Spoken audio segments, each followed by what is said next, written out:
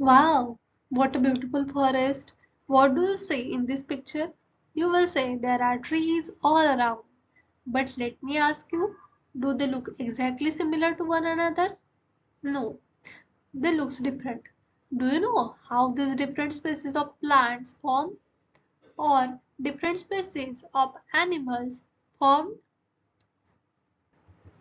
They are formed by an interesting process which we are going to discuss in this lecture, which is speciation.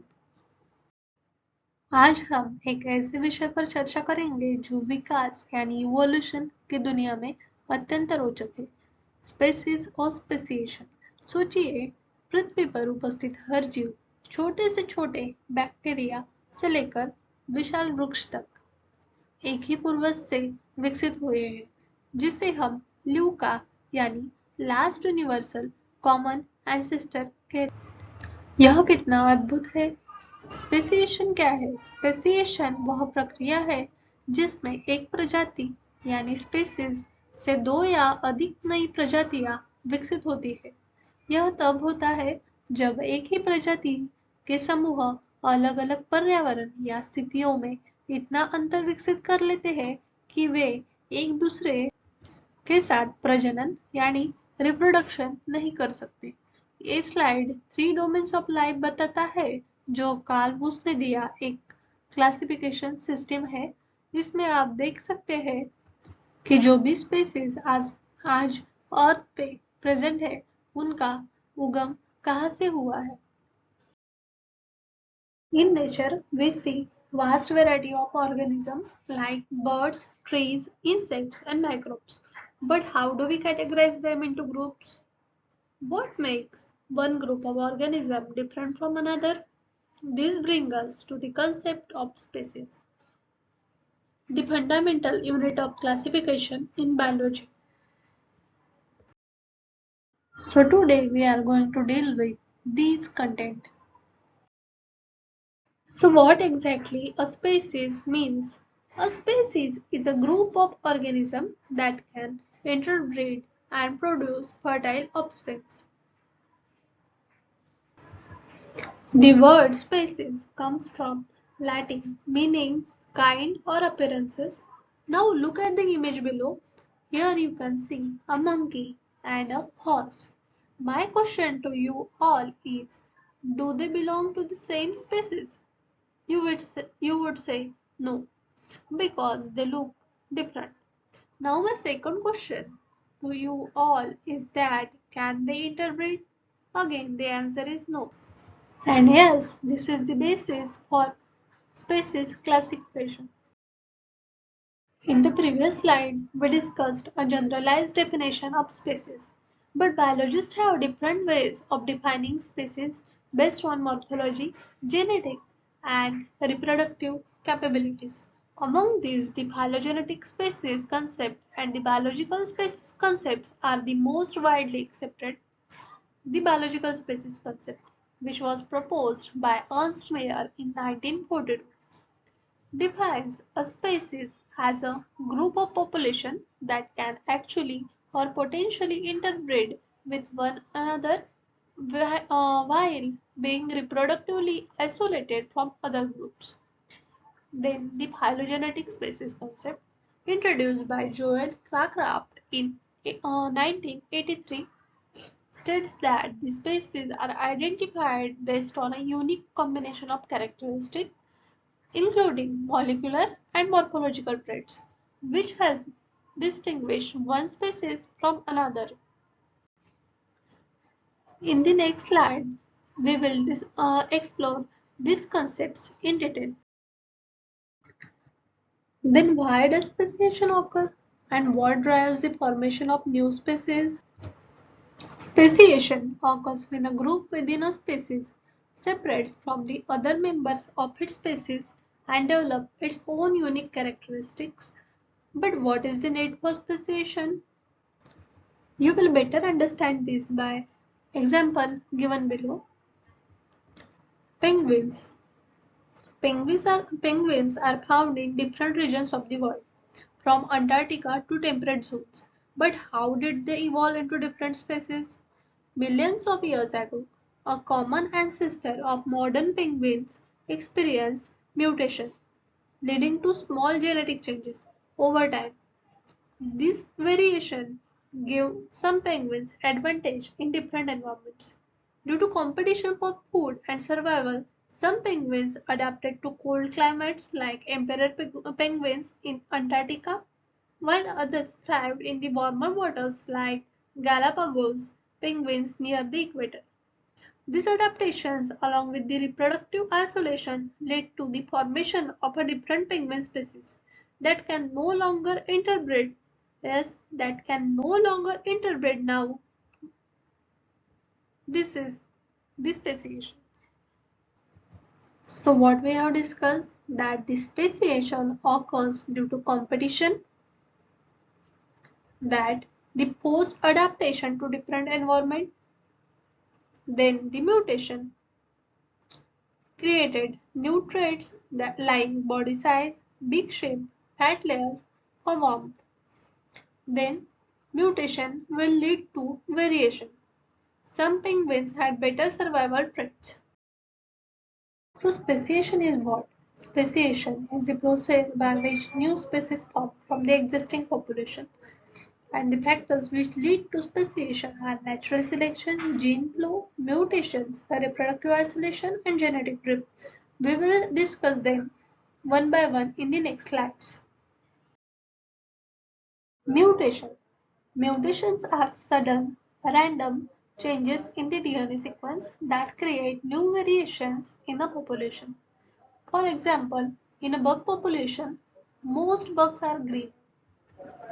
Due to mutation in a bug gene, some green bugs turn into brown bugs. These brown bugs have a different appearances which gives them a better chance of survival in the certain environments. Gene flow. Gene flow is the transfer of genes between two populations through migration. For example, imagine some green bugs from one population migrate and join another bug population. If they start reproducing, their genes mix, increasing genetic diversity. Then the genetic drift. Genetic drift is the random change in allele frequency, especially in small population. For example, if a sudden storm wipes out most of the green bugs, the remaining population might have only brown bugs, not because they were better, but just by chance. Over time, this can lead to the formation of new population with different characteristics. Or imagine a population of bug having both green and the brown individual. And for genetic drift, the size of the population should be very small. Suppose a person nearby eventually killed green bugs present in that population when crossing a road, and the population a bug which survived was only the brown bugs, not because they were better, but just by chance. So this will also lead to a formation of new species with different characteristics. Then the fourth one is that natural selection. Natural selection favors organisms with traits that help them survive and reproduce. For example, birds find green bugs tastier and eat them more often. Likewise, a garden lizard find the green bug tastier and eat them. Meanwhile, brown bugs blend into the environment, will survive longer and reproduce more. Over time, the brown bugs become more common in the population. Through mutation, gene flow, genetic drift, and natural selection, populations gradually evolve into new species. This beautiful process shows how small changes can lead to the formation of entirely new species over time. Can you guess which factor played the biggest role in creating the brown bug population? Now let's discuss the patterns or forms of speciation. The first one is anagenesis, which is also known as gradualism. So it is a mechanism in which one species evolves into another without any splitting of the phylogenetic tree. Here, the existing species gradually accumulates variation and with time becomes very different from the parental species that now it can be regarded as a new species. So here there is no splitting. You can see that species 1 gradually becomes species 2, which is known as anagenesis. Now let's move to the second one. Second, cladogenesis. So it is the branching evolution, a phenomenon that occurred by divergence of taxa due to positive selection for this adaptation of sister population of their anatomical, morphological, physiological, geographic, temporal, ecological or ethological behavioral isolation. So here you can see that species 1 diverges into species 2 and species 3, not like the previous one, that is the anagenesis, in which there was no splitting occurred. Here there is a splitting and which diverges the species 1 into species 2 and species 3 with time. Was the mechanism of speciation. First one is allopatric speciation. In the allopatric speciation, there is physical separation of the population. Allopatric speciation can be defined as speciation that occurs because of reproductive isolating mechanisms which evolve during physical separation of the population. It is called as allopatric speciation. The physically isolated population can then evolve independently. For example, imagine a single species of a tree growing in a large forest. One day, a river forms in the middle of the forest due to an earthquake, separating the trees into two groups. Over time, each group faces different climates, soil conditions, and pollinators. They slowly evolve differently and become two new species over time. And suppose in future, if they come close, then they will remain as a distinct species. Sympatric speciation. Here, there is no physical barrier. Sympatric speciation is the evolution of a new species from a surviving ancestral species while both continue to inhabit the same geographic region. Here, there is no geographic barrier formation.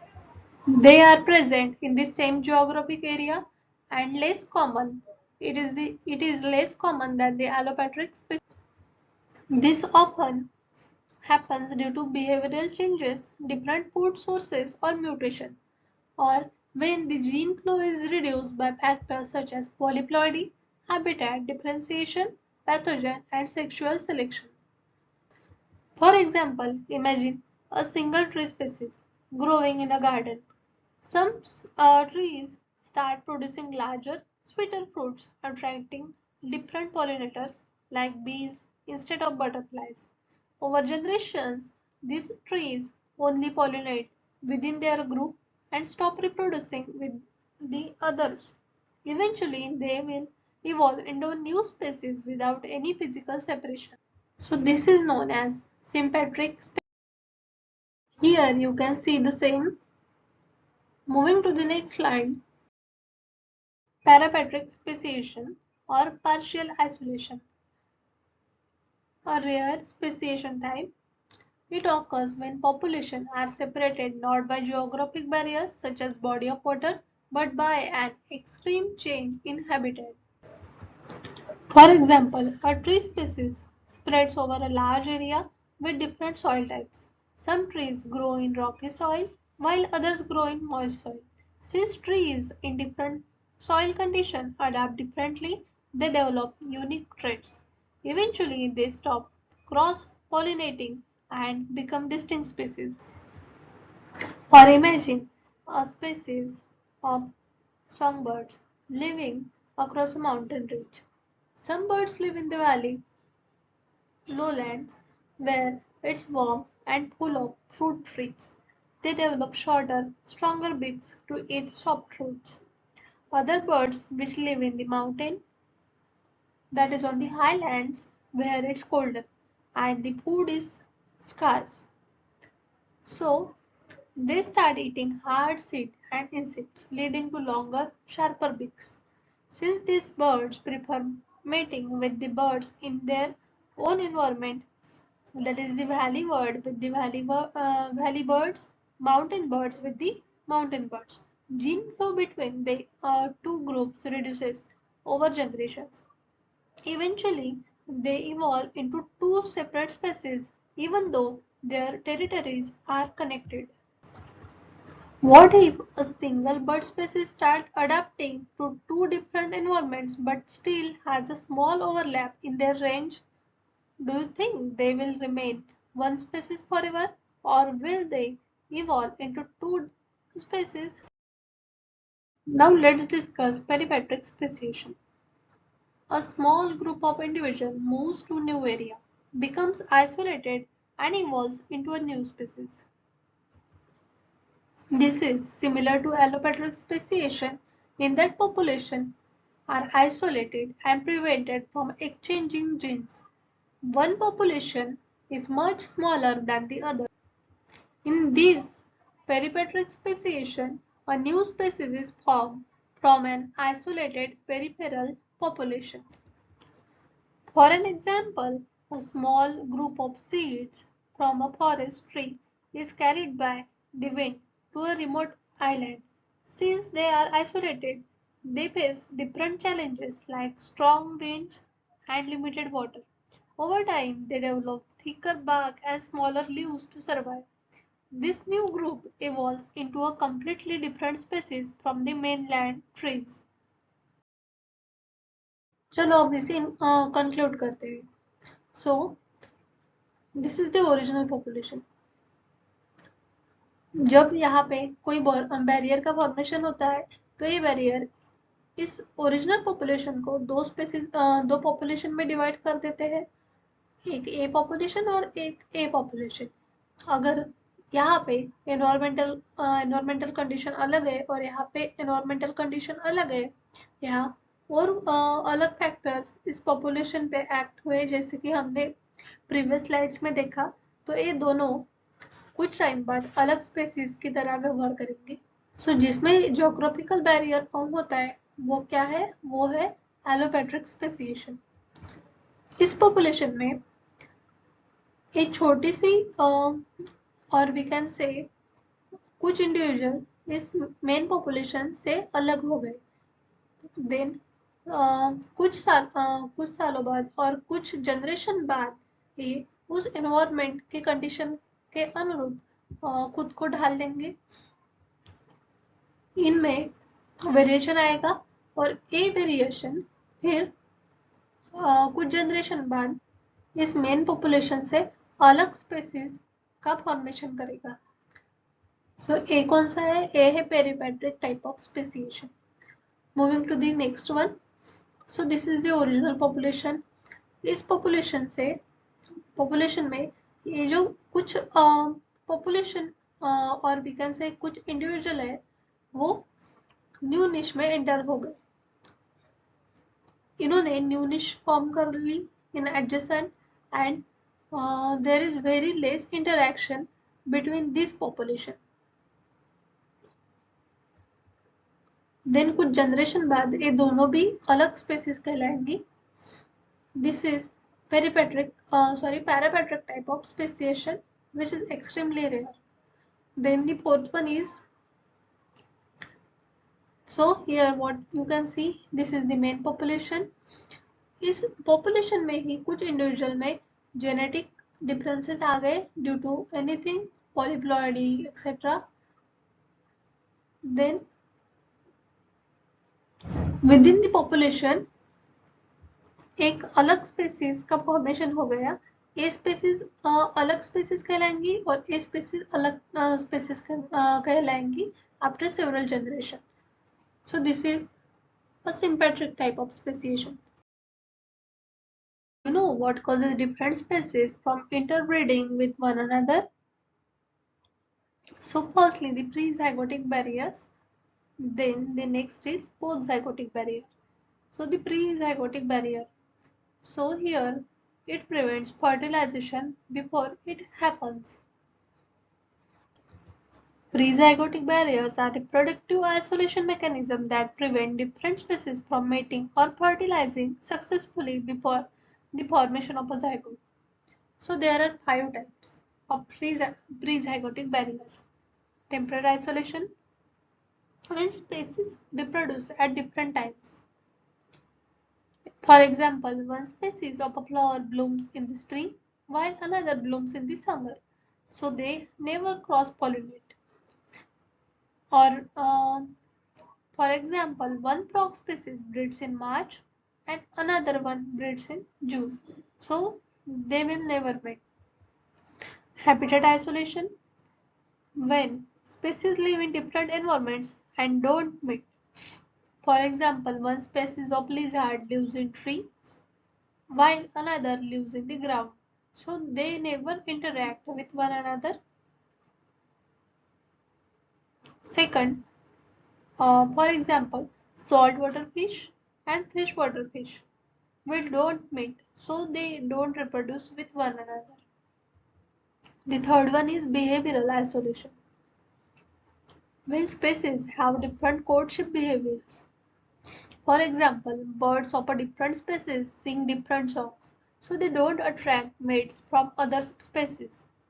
Or, for example, fireflies blink in unique patterns to attract the same species. Then the mechanical isolation, when physical differences prevent mating. For example, a bee visiting a flower, but the shape of the flower reproductive parts prevents pollination. Or snails of a different species have shells that spiral in opposite directions, making mating impossible. Then the gametic isolation. When sperm and egg from different species cannot fuse, then this type of isolation is known as gametic isolation. For example, in coral reefs, different species release sperms and egg into the water, but only the right sperm can fertilize the right egg. Or the second example, pollen from one plant species lands on another, but fertilization doesn't occur. Then, what if two animals live in the same forest but never interact due to different behaviors? What type of behavior, uh, what type of isolation is this? What do you think? Then the post-zygotic barriers, which prevent viable or fertile offspring. So, post-zygotic barriers occur after fertilization and prevent the hybrid offspring from surviving, developing properly or reproducing successfully. These barriers reinforce species isolation by ensuring that even if different species mate, their offspring will not contribute to future generations. Then what are the types of post-zygotic barriers?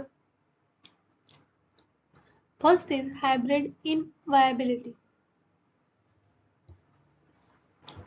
or reduced hybrid viability. Here, the zygote forms but does not develop properly or dies early. For example, some frog species mate but their embryos fail to develop, or crossbreeding between certain fish species leads to embryos that don't survive. Second is hybrid sterility or reduced hybrid fertility. The hybrid offspring survive but are infertile and cannot reproduce. For example, a mule, which is formed due to crossing between the horse and donkey is strong but sterile. For example, also a liger, which is formed from reproduction between lion and tiger, is often sterile and cannot have offspring.